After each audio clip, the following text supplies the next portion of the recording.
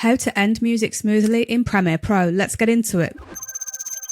In this example, I have a full track on my timeline that I want to end around 30 seconds. It's in the middle of all the beats and I want to end it smoothly. There are two approaches that we can take to this. The first approach is by using the remix tool within Premiere Pro. We can do this by coming over to the toolbar on this third icon down and then selecting remix tool. Next, move over to the end of your clip. This is going to change your cursor to this one and then just click and drag to the point where you want to end your music smoothly.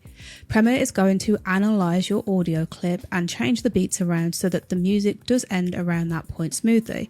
Oftentimes when using this tool, it can make your music either too short or too long around the point of where you want it to end it, so you may need to play around with extending it to make it the exact point of which you want to end it.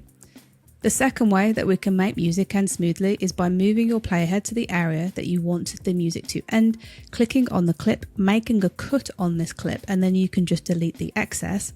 Next, you need to extend this music track to reveal the keyframes, and then move your playhead to a little bit before where you want the music to end. So let's go here.